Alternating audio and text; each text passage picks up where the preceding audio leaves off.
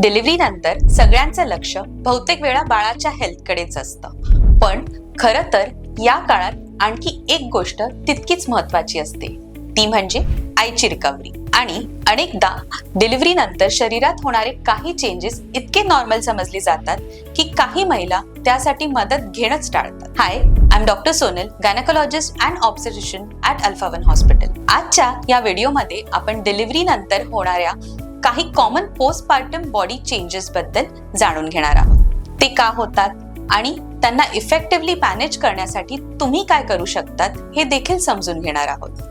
सर्वात आधी समजून घेऊया पोस्टपार्टम फेज म्हणजे नेमकं काय.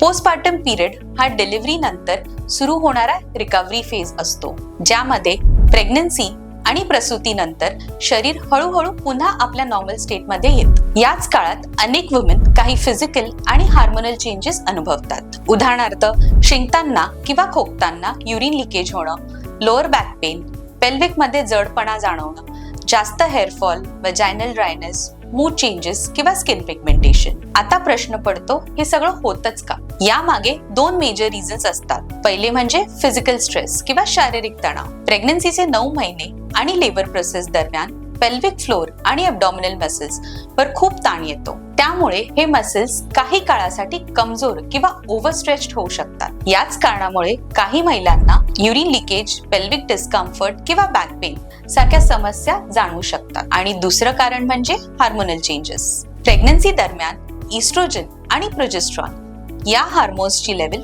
खूप जास्त असते, पण डिलिव्हरी नंतर या हार्मोन्सची लेवल अचानक कमी होते. त्यामुळे हेअरफॉल, वजायनल ड्रायनेस आणि मूड रिलेटेड चेंजेस दिसू शकतात. आता सर्वात महत्वाचा प्रश्न, हे चेंजेस मॅनेज कसे करायचे? त्यासाठी मी माझ्या पेशंट्सना नेहमी 3 सोप्या गोष्टींवर लक्ष द्यायला सांगते. सर्वात पहिली, पोस्टपार्टम चेकअप कधीही स्किप करू नका. डिलिव्हरी नंतर तुमच्या डॉक्टर सोबत पेल्विक फ्लोर हेल्थ आणि ओव्हरऑल रिकव्हरी बद्दल नक्की चर्चा करा. गरज पडल्यास किगल्स एक्सरसाइज किंवा मग पोस्टपार्टम रिहॅबिलिटेशन रेकमेंड केलं जाऊ शकतं. दुसरी गोष्ट, तुमच्या न्यूट्रिशन कडे विशेष लक्ष द्या. डॉक्टरच्या सल्ल्यानुसार प्रीनेटल विटॅमिन्स, आयर्न, कॅल्शियम आणि प्रोटीन रिच डाएट सुरू ठेवा. हे तुमच्या रिकव्हरी आणि ओव्हरऑल हेल्थ दोन्हीसाठी महत्वाचं असतं. आणि तिसरी सर्वात महत्वाची गोष्ट, काही लक्षणं कधीही इग्नोर करू नका. जर urine leakage, severe back pain, pelvic heaviness किंवा इतर कोणताही डिस्कम्फर्ट सतत जाणवत असेल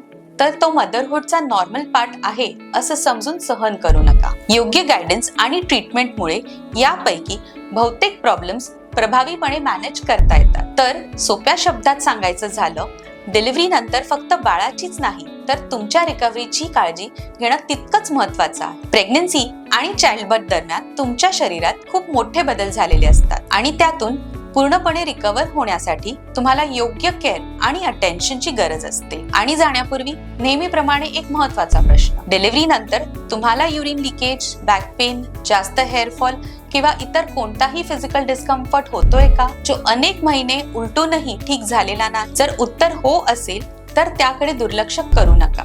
जशी तुम्ही तुमच्या बाळाच्या हेल्थला प्रायोरिटी देतात तशीच तुमच्या रिकव्हरीलाही द्या.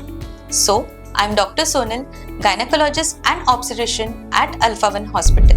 Thank you so much for listening to me. स्वतःच्या आरोग्याची काळजी घ्या आणि भेटूया पुढच्या व्हिडिओमध्ये.